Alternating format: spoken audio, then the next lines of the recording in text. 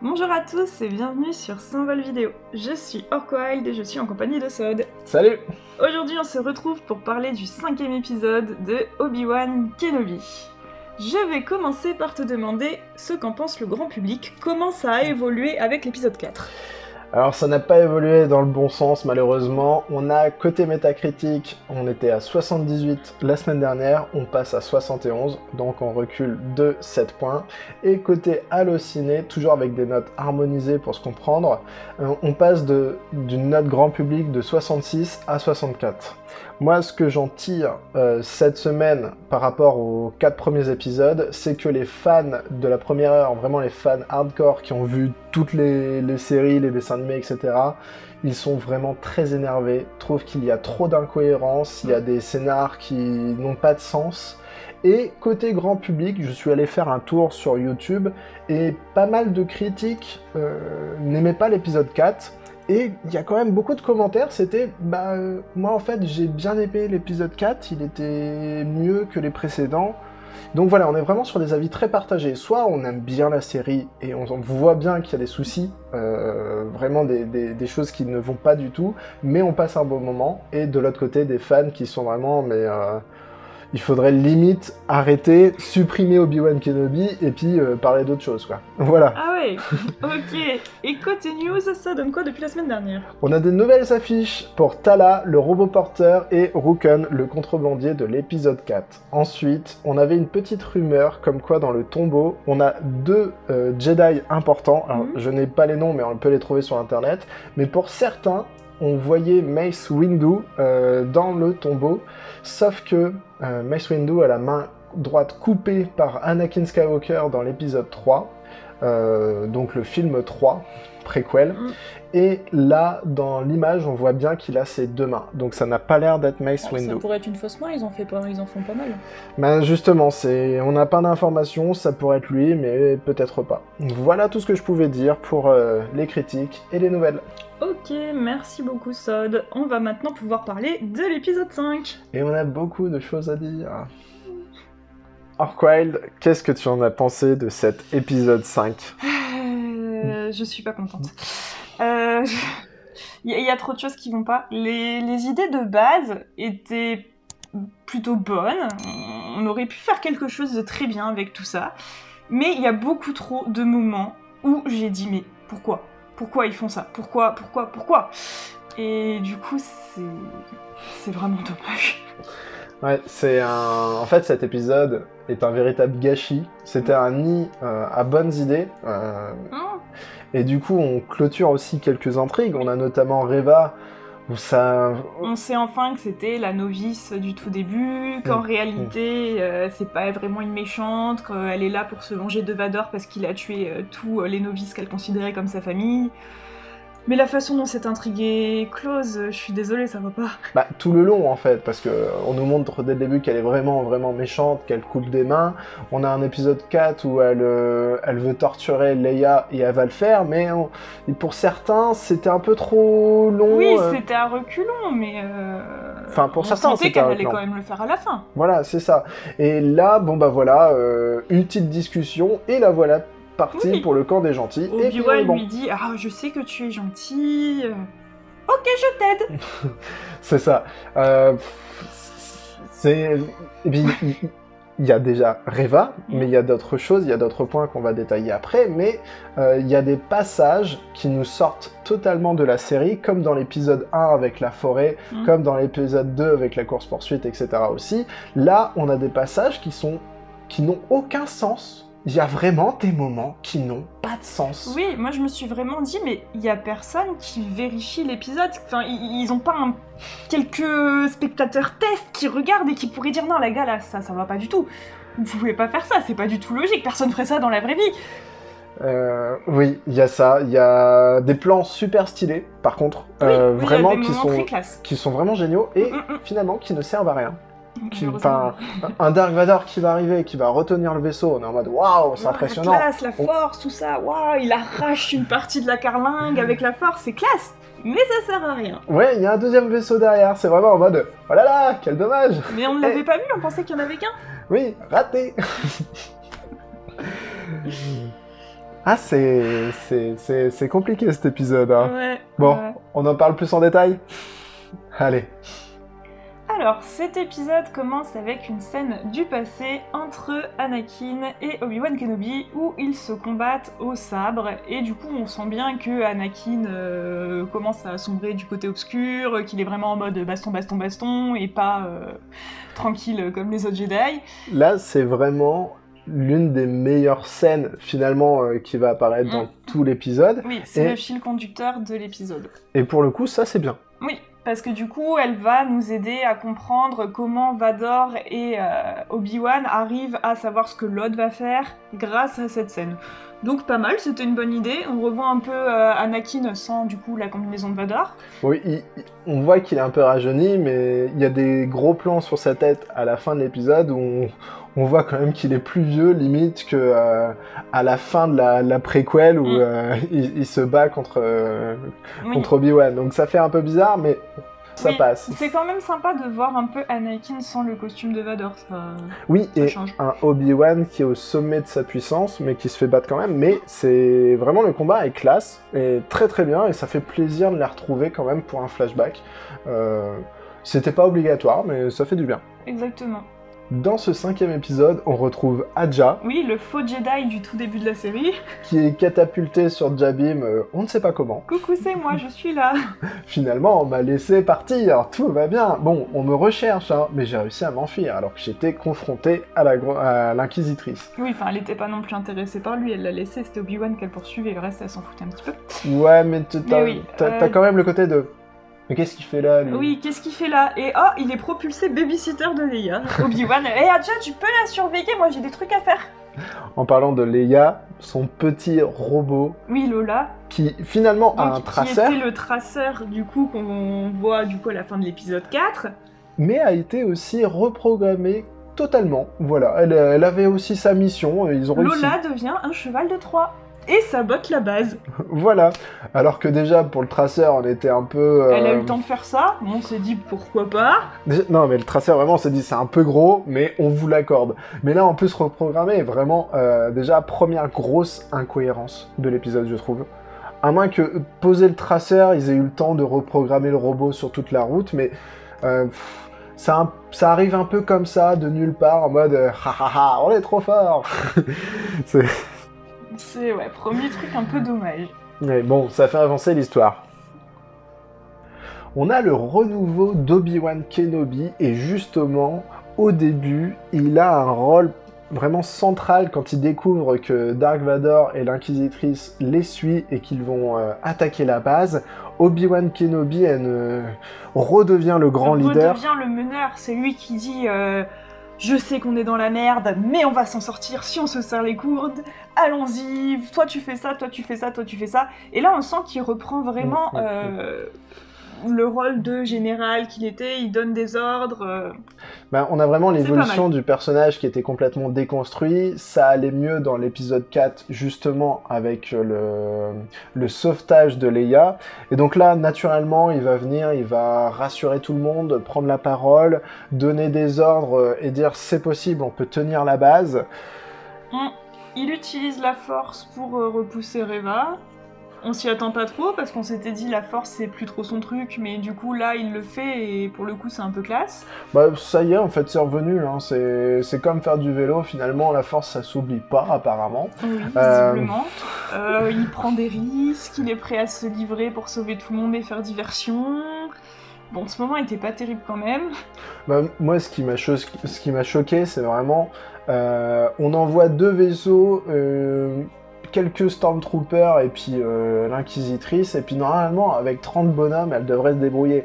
Moi j'ai vraiment vu on va dire le parallèle avec la bataille de Hoth où ils sont en train de... Enfin l'Empire est en train d'attaquer un endroit fortifié et donc où il y a des tunnels, il y a des passages et on a l'impression vraiment que les Stormtroopers ils sont extrêmement nombreux. Il y a vraiment une armée illimitée qui fond sur eux et on a vraiment cette sensation de c'est la mouise totale, il faut qu'ils s'échappent, ils vont jamais y arriver. Et là, non, on se dit... Ouais, on a vraiment l'impression que... c'est faisable. C'est faisable, tranquille, ils ont pas envoyé grand monde en fait. Ouais, t'as un grand vaisseau, il est énorme. Je sais pas, ils doivent être 30-40 à tout casser. Ouais, c'est ça. Et... vous savez, les Stormtroopers qui arrivent pas à toucher les gens, bah voilà.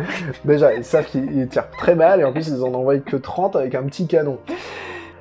L'un des grands désastres de cet épisode, c'est Reva et son intrigue qui était pas mal dans le concept, mais à la réalisation... ça va pas. C'est ignoble en fait. Oui, c'est ignoble. Elle avait un background très sympa, la novice du tout début qui survit à l'Ordre 66, qui veut se venger de Vador parce qu'il a tué tous ceux qu'elle considérait comme sa famille, qui veut se venger de Obi-Wan parce qu'il aurait dû empêcher Anakin de faire ça.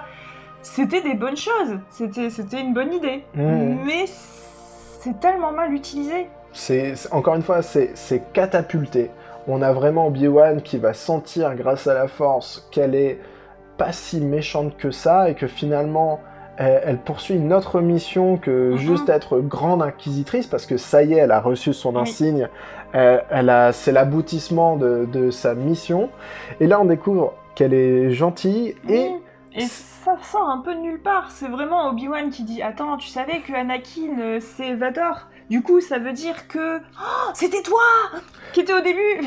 Et en plus de ça, on arrive aux fameuses scènes qui n'ont aucun sens et qui font que la série devient une série B. Il y a une petite discussion Reva Obi-Wan Kenobi, laissez-moi partir, je vous l'amène sur un plateau d'argent en parlant de Dark Vador, et là, Obi-Wan part tout seul avec 2 Stormtroopers dans la base. Il y a un plan où on voit la porte se fermer. Nous, on est déjà comme ça. Pourquoi ils font ça ? Pourquoi ? Soit tu le laisses dehors, encerclé par... Bon, l'armée est pas grande, hein. Tu te demandes s'ils partent en pique-nique ou s'ils vont attaquer un truc. Mais bon, ils sont pas beaucoup de Stormtroopers, ceux qui arrivent déjà pas à toucher les gens. Bon, bref, ok. Donc, au lieu de le laisser au milieu de tous les Stormtroopers, ou alors de le mettre dans leur vaisseau, qui doit être un peu plus sécurisé quand même, qu'est-ce qu'ils font ? Ils le font rentrer dans la base ennemie et referment les portes, alors que tous les ennemis sont planqués dans la base, et lui, il part juste avec 2 Stormtroopers. Et Reva qui va dire à Dark Vador... Et Reva qui va dire à Dark Vador, c'est bon, vous en faites pas, je vous le garde, il est là-bas. Et ça ne choque personne. C'est... ok, très bien, allons-y, parfait. C'est ça, c'est... Il y a une base ennemie, ils sont tous armés jusqu'aux dents, et là, ils partent à 2 Stormtroopers avec Obi-Wan dans la base, et il y a personne, aucun officier pour moufter en disant « C'est pas normal, ça, hein !» C'est bizarre quand même, vous voulez pas le laisser sous meilleure surveillance C'est ça. Dark Vador, finalement, qui va aller dans la base tout seul. Il va dans la base tout seul, donc juste à l'entrée de la base, il s'aperçoit qu'effectivement, Obi-Wan n'est plus là et que les Stormtroopers sont morts. Et donc, au lieu de dire « Hé les gars, on y va !» il s'enfuit, il y va tout seul. Oui, il y va tout seul, comme un grand. Alors, on sait que finalement, il savait que c'était un piège. Oui, parce que du coup, on voit bien qu'il savait depuis le début que Reva allait le trahir, on voit que le grand inquisiteur n'est pas vraiment mort, on le voit à la fin... Mais quand même... Ouais, il y a beaucoup d'incohérences, beaucoup de scènes qui n'ont aucun sens. Le Grand Inquisiteur, on savait très bien qu'il était en vie, parce qu'on le voit dans l'univers étendu, on le voit après. Donc, on sait très bien qu'il est là. Finalement, c'est lui qui va parler de Reva, du fait qu'il a essayé de le tuer, enfin on s'en doute. Dark Vador annonce qu'il est déjà au courant que finalement ça va être une traîtresse, qu'elle n'est pas avec eux. Donc ça, pourquoi pas, mais c'est tellement mal amené, ce combat entre les deux. Entre Reva et Vador, oui, ce combat, bon déjà qu'elle l'attaque à ce moment-là, j'ai trouvé que c'était vraiment pas terrible. Ça gâche le retournement de Reva. C'est trop rapide. Puis en plus, on voit tout de suite qu'elle va se faire massacrer. Vador ne sort même pas son sabre, il est juste avec la force, après il lui pique son sabre. Puis il y a plein de moments où on se dit, mais pourquoi Reva n'utilise pas la force ? Enfin, à un moment, elle se baisse pour ramasser son sabre. Exact. En plein combat, tu te baisses pour ramasser ton sabre. Tu utilises la force, enfin... Ce qui est pas mal quand même dans ce 5e épisode, c'est qu'on revoit pas mal Tala, qu'on avait bien aimé dans les épisodes d'avant. Bon, beaucoup jugeaient que Tala avait été trop badass dans l'épisode 4 et qu'elle arrivait à sortir de toutes les situations critiques et que vraiment ça ne pouvait pas. Et là, malheureusement... Bah du coup, là, c'est un peu tout le contraire. Elle va mourir dans cet épisode. C'est ça. Elle a une mort un peu classe, mais on se dit qu'elle aurait pu être évitée. On nous fait bien comprendre que la situation est critique. Elle est blessée, oh, elle a du sang...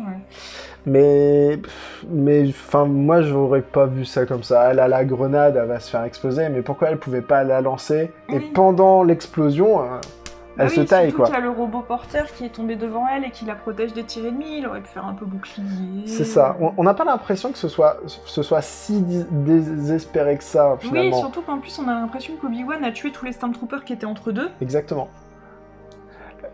Oui, c'est ça, c'est ok. En plus, on a le moment juste avant, on a une discussion entre Tala et Obi-Wan, en plein milieu du siège, où on se dit, bon, c'était pas trop le moment de s'arrêter, de dire « Ah, il faut que je te raconte pourquoi je ne crois plus en l'Empire. C'est le bon moment. » C'est ça. On a vraiment le début du siège, il faut qu'il prépare... en plus, c'est lui le meneur, finalement, c'est lui le général qui va préparer les troupes. Et là, ils ont leur petit moment de discussion, comme s'ils avaient le temps, alors que pas du tout. Ils auraient pu mettre ce passage juste avant. Ça aurait pas posé de problème. Non, ça aurait été beaucoup mieux. Et bon, bah... Donc oui, on avait le moment émouvant de Tala qui raconte pourquoi, oh là là, elle a voulu aider les gens. Ah, c'est dommage, parce que Tala était un bon personnage, peut-être l'un des meilleurs personnages qui avait été introduit sur cette série, ouais. De cette série. Bon, on la tue, d'accord, pourquoi pas, mais ils auraient pu... Enfin, je sais pas, prends Adja. Tu voulais qu'il tue Adja? Adja, c'est juste... On sent qu'ils veulent le garder pour la suite, mais là, franchement, c'est le gars vraiment pas courageux, tu sais pas trop ce qu'il fait là, ah tiens, surveille Leia pendant que je fais ça. C'est ça, c'est véritablement la nounou, nounou de Leia. Et en plus, je sais pas si t'as remarqué, mais c'est vraiment nul, hein. C'est Rooker, il va poser une question à Adja, et Adja va poser la même question à Leia juste après. Et donc vraiment, c'est... comment on s'en sort? Comment on s'en sort, les gars? On s'en sort bien. Eh ben, on s'en sort bien. Il sert à rien, ce gars. Il sert à rien. Et pourtant, il a... C'est vrai que j'ai eu cette impression aussi qu'il servait pas à grand chose, là. Ils auraient pu prendre n'importe quel PNJ dans la base, ça l'aurait fait, on n'avait pas besoin que ce soit Adja. Voilà, c'est... Donc on se dit qu'il va peut-être avoir quand même une utilité dans le dernier épisode, vu qu'ils l'ont mis là. Pour l'instant, il a aucune plus-value, ce garçon. Mais pour l'instant, il n'a aucune utilité. On n'a pas encore parlé de Leia, et... Finalement, j'ai l'impression qu'ils lui ont donné une tâche dans l'épisode parce que les scénaristes savaient pas quoi faire de cette Leia. Finalement, pendant qu'Obi-Wan combattait, etc. Oui, voilà, Roken ne peut pas aller dans les conduits d'aération parce qu'il est trop gros et donc Leia arrive en mode « Moi je suis petite, je peux y aller !» Roken ne veut pas et Obi-Wan dit « Vous avez confiance en moi ? J'ai confiance en elle, laissez-la faire. » Donc oui, c'est Leia du coup qui va aller dans les conduits d'aération pour ouvrir la porte du hangar et donc du coup quand même sauver tout le monde. Alors qu'il fallait 4 heures pour réparer, ils ont qu'1 heure et c'est Leia tout seul avec un fil qui va le rebrancher. Bon, c'est pas fou, on sent que c'est vraiment pour occuper Leia pendant cet épisode-là, pour qu'elle ait son importance dans l'histoire. Et puis finalement le petit robot, mais... C'est pareil, c'est dommage parce que c'est vrai que du coup c'est un personnage important et qu'elle sert vraiment qu'à ça dans l'épisode. Cet épisode 5 était une conclusion pour moi à une intrigue qui avait été lancée dès le début sur Reva et sur finalement son personnage qui fait couler beaucoup d'encre depuis le début de la série, et là, clairement, sur cet épisode, ça ne va pas du tout. Il y a plein d'idées qui sont complètement gâchées. Des idées qui sont pas exploitées et très mal amenées, c'est vraiment un gâchis. C'est peut-être le pire épisode de la série.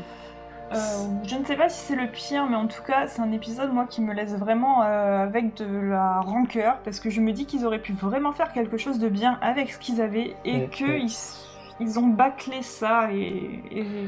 Il y a beaucoup de choses, et du coup, on n'espère pas grand-chose de l'épisode 6. On a peur, maintenant, enfin, pour moi, j'ai vraiment peur que ce soit encore pire, et j'aimerais juste, vraiment, maintenant, qu'ils nous laissent une note positive sur la fin. Ouais. Voilà, c'est ça, une meilleure impression sur le dernier épisode, qu'on soit tous heureux d'avoir connu Obi-Wan Kenobi, oui, et comment cette série. on garde un bon souvenir du dernier épisode. Parce que pour l'instant... c'est vraiment pas bon et je pense qu'on va beaucoup cogiter cette semaine en attendant le dernier épisode. Et on se retrouvera la semaine prochaine pour parler de ce 6e épisode. En On sera là. attendant, vous pouvez nous dire en commentaire ce que vous avez pensé de ce 5e épisode. Bye bye! À bientôt!